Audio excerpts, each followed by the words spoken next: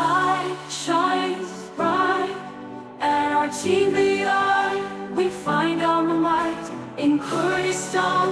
We reach new heights, dreams take flight. Our TVI, where we belong. Together we are. سلاوت لێبێ مامۆستاگیان چۆنی؟ باشی زۆر بەخێر بێ سەرچاوە. سپاس دەکەم مامۆستاگیان. مامۆستاگیان پێت چۆنە پێشەنگای کتێب لە پەیمانگای RTVI کراوەتەوە؟ پێشنگایەکی زۆر باشە و پێم وابێت لانی فکری و هیزری خوێندکار بەرەو پێشەوە دەبات. ئەو جۆرە چالاکانە زۆر پێویستن بۆ ناوەندەکانی خوێندن و هەموو ناوەندەکانی ئەکادیمەکانی تر. بۆیە بە بڕوای من کردنەوەی لەو جۆرە پێشنگانە سوودێکی گەورە دەگەێنێ بۆ لانی هیزری فێرخواز و تەواوی خوێندکاران. زۆر باشە. مامۆستاگیان لەگەڵ کتێب خوێندنەوە چۆنی؟ و ساڵانە چەند کتێب دەخوێنیەوە؟ لەگەڵ کتاب خوێندنەوە باشم، ناوناوە کتاب دەخوێنمەوە. بەنسبەتەوەی ساڵانە چەند کتێب دەخوێنمەوە تاکو ئێستا نەمژاردەوە، بەڵام بە شێوەیەکی گشتی باشم. زۆر باشە. مامۆستاگیان لەو کاتەنەی کە کتێب دەخوێنیەوە، یعنی لەو ماوەدا کامە کتێب زیاتر حەزت لێ بۆ خۆشترین کتێب لای تۆ کامە کتێب و ناوەکەمان پێ بڵێ؟ ئەوەی ئەو کتابانێک کە خوێندومنێتەوە زۆرن، بەڵام ئەو کتابەی کە تا ئێستاش لە هزرم داماوەتەوە کتێبی بەختیار عەلیە بە ناوی شاری مۆسقا ڕەسپیەکان. یەکێکە لەو کتابانەی کە بە بڕوای من جێیەکی باشی لەناو دڵی خوێنەراندا گرتووە. زۆر باشە. مامۆستاگیان پێت باشە چ پێشانگەیەکی دیکە پەیمانگای RTVI بکرێتەوە؟ یەکێک لەو چالاکانەی کە خۆم بەنیازم هەوڵی بۆ بدەم بۆ کردنەوەی ئەویش کردنەوەی جۆب فێر، واتە هەموو بازرگانەکان کۆبکەینەوە لێرە و هەوڵ بدەین هەلی کار و دەرفەتی کارکردن بۆ تەواوی خوێندکاران بەرەخسێنی لە ڕێگەی کۆمپانیاکانەوە ئینشاءڵڵا. زۆر باشە. دەستخۆش بێ مامۆستاگیان عەزیزی، مەمنونم. وڵات جێگای دەستخۆشیە. سپاسان دەکەم بەڕاستی ئەوەی کە هاتۆ شتێکی تازە و شتی باشی تێدایە. دەستان خۆش بێ و سەرکەوتوو بن. زۆر سپاس. لەگەڵ کتێب خوێندنەوە چۆنی؟ وڵی کاتم نیە، پێشتر زۆر دەبخێنەوە، بەس وڵا کاتمان نییە، بەڕاستی کەمتر دەخوێنەوە. زۆر باشە. زیاتر چ کتێبێک دەخوێنیەوە؟ وەڵام من زیاتر شتە سیاسیەکان دەخوێنەوە لەبەرەوەی کە ئیشی خۆم لەلایەندا بەشی سیاسی و وەکو کادر ئیشم کردووە، شتە سیاسیەکان زیاتر دەخوێنەوە. ئەمە پێشەنگانە بەڕاستی شتێکی باشن ئەگەر بکرێتەوە، شتێکە بەڕاستی جێگای دڵخۆشیە، هەم زیاتر ئاشنا دەبی بە کتێب و بە پێشنگانە کە دەکرێنەوە، هەم دەبێتە تەعاروفیش لە بینی کەسەکاندا. شتێکی باشە و دەستان خۆش بێت. شتێکی زۆر باشە هەم بۆ مامۆستایانمان هەم بۆ تەڵەبەکانمان کە ڕێژەیەکی باشی خوێنەرمان هەیە و ئەگەر بێت و بەردەوام بە هەست دەکەم تەڵەبەکانیشمان زۆر باشتر ئیسفادەی لێ دەکەن. زۆر باشە. لەگەڵ کتێب خوێندنەوە چۆنی؟ لەخوا بە زیاد بە باشم. زۆرش حەزم لە ڕۆمانە زیاتر وەک لە کتێبەکانی. زۆر باشە. ئەگەر سەیری ئەو کتێبانت کردبێ زیاتر چ کتێبێک حەزت لێ بوو؟ زیاتر من بخۆم بە دوای ڕۆماندا دەگەڕم. ڕۆمانیشم زۆر حەز لێ، چونکە هەندێک پند و ئامۆژگاری تێدایەکەوە زۆر باش لەوەی فێر دەبێت. سەرەتا دەستخۆشێکی تەواو هەیە بۆ پەیمانگای RTVI کە هەستا بەکردنەوەیان پێشەنگایە. بەڕاستی زۆر پێویستە. ئەگەر لە من بپرسی پێم خۆشە هەموو ڕۆژێک پێشەنگایەکی کتێبە بێ، چونکە بەداخەوە لە ئێستادا کتێب خوێندنەوە زۆر کەم بووە و هەموو تاکێکی کورد پێویستە ڕێژەی خوێندەواری، ڕێژەی کتێب خوێندنەوەی زۆر بەرز بێ، لەبەرەوەی تعبیر لە خۆی دەکات لە داهاتوودا. بۆیە خوێندنەوەی کتێب پێگەیاندنی کەسایەتیە. من وەک خۆم پێم باشە هەموو ڕۆژێک پێشەنگای کتێبە بێ و دووبارە دەستخۆشی لە پەیمانگای RTVI دەکەم بۆ کردنەوەی پێشەنگایە و سپاسیش بۆ کتێبی دەستگاکان کە ئەم پێشەنگای لە پەیمانگاکە ئێمە کردەوە.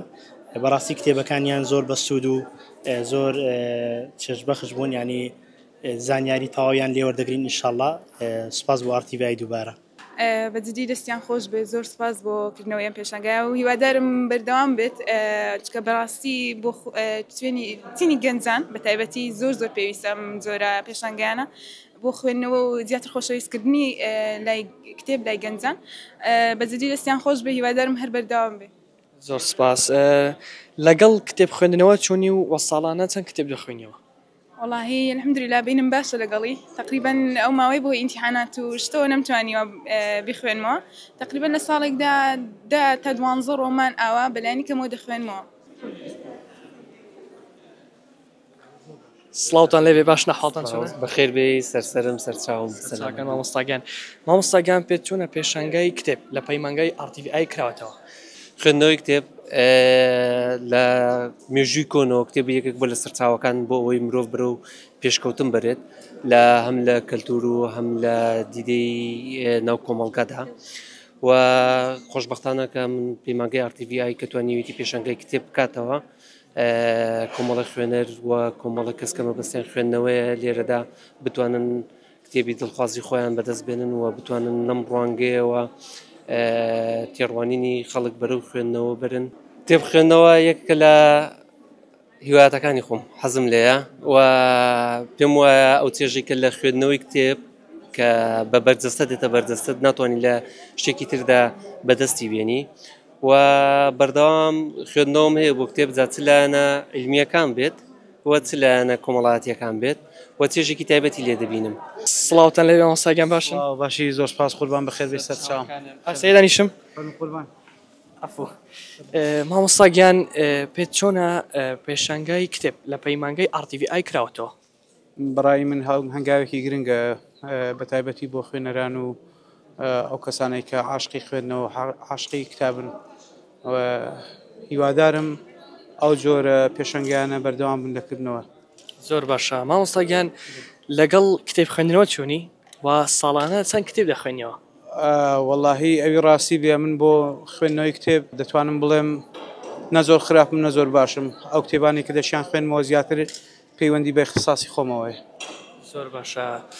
مامۆستاگیان لەو ماوەی کە کتێبت خوێندوتەوە یعنی لەو ساڵانەی ڕابردوو ئێستاش کامە کتێب لای تۆ خۆشترین کتێبە لای تۆ؟ بەڕای من باشترین کتێب بووە ئەوەی کە زۆرترین چێژم لێ وەرگرت بێت زۆرترین زانیارم لێ وەرگرت بێت The Principles of Marketing by Kotler نووسەری بەناوبانگی ئەمریکی کۆتلەر کە بە باوکی مارکتینگ دەناسرێ کتێبێکی هەیە The Principle of Marketing زۆر سوودم لێ وەرگرتووە و هەر لە بەکالۆریۆسەوە هەتاوەکو ماستەریش بەردەوام خوێنەری و چەندین جار خوێندوشمەتەوە.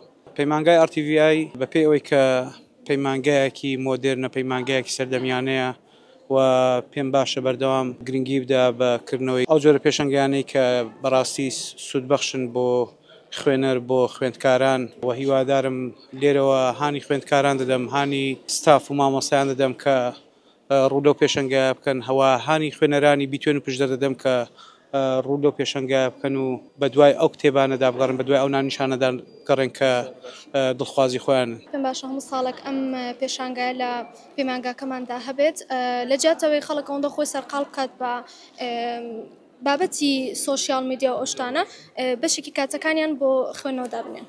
زۆر باشە. لەگەڵ کتێب خوێندنەوە چۆنی و ساڵانە چەند کتێب دەخوێنیەوە؟ ساڵانە وڵی باشە کتێب دەخوێنمەوە بەڵام بەگوێرەی ئەوەی ئێستا سەرقاڵی خوێندنم زۆر مەجالم نییە بەڵام هەتاوەکو بۆم بکرێ کتێب دەخوێنمەوە زیاتر خوێنەری ڕۆمانیشم. خوێندنەوە چیە بەڕای تۆ؟ خوێندنەوە بەڕای من لەزەتی گەڕانە بەناو عەقڵی کەسانی دیکەدا بەبێ ئەوەی خۆت بخەیتە ناو هەڵەو کەم و کوڕیەکانەوە و بەڕای من کەسێک کە نەخوێنێتەوە فەرقی نییە لەگەڵ کەسێک کە نازانێت بخوێنێتەوە خوێندنەوە گرنگێکی ژیانە. زۆر باشە. ینی لەو کاتەنەی ڕابردووتدا ینی ئێستاش ئەو کتێبانەی کە تۆ خوێندوتە کامە کتێب باشترین و خۆشترین کتێب بوو لای تۆ؟ پێشنیارم بۆ ئەو کەسانەی کە تا ئێستا کتێبیان نەخوێندێتەوە یەکەم کتێب بۆ دەست پێ بکەن کتێبی بێسەرپەرشتان کتێبەکە بەڕاستی هەتاوەکو تەواوی نەکەی ناتوانین دەستی لێ هەڵبگرین و زۆر خۆشە خوێنەری زیاتر لەلا خوێنەوە زیاتر لەلا گرنگ دەبێت زیاتر لەلا خۆش دەبێت. زۆر باشە دەست خۆش بێ. پەیمانگای تەکنیکی و پیشەیی ڕاپەڕین ئامادەکردنینەوەیەکی پیشەگەر بۆ بازاڕی کار.